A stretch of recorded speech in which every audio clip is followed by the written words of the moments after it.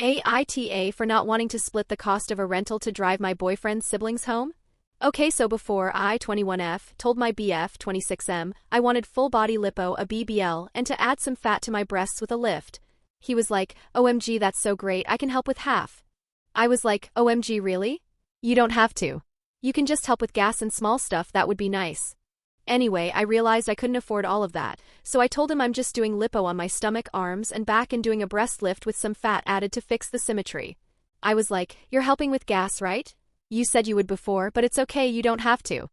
Then he goes, okay, are you helping with the rental to drive back to Lemoore? For work, you can take POM1, which starts as soon as deployment ends, and you'll have to take a rental back home or have family drive you. POM2 starts after that.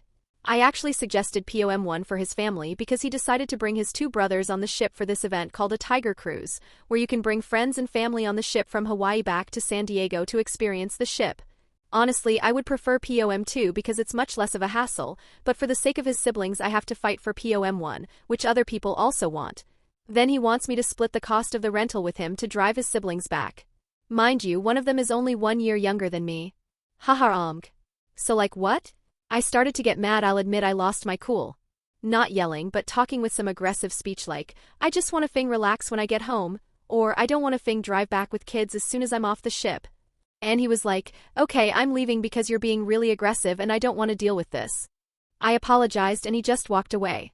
Now I'm just hurt because why did I even have to argue for my own peace? AITA for not wanting to split the cost of the rental to drive his siblings back?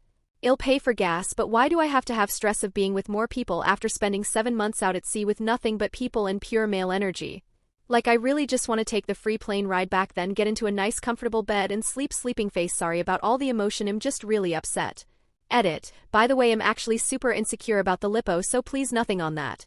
I'm just super insecure about the symmetry of my breast, that's why I'm doing this.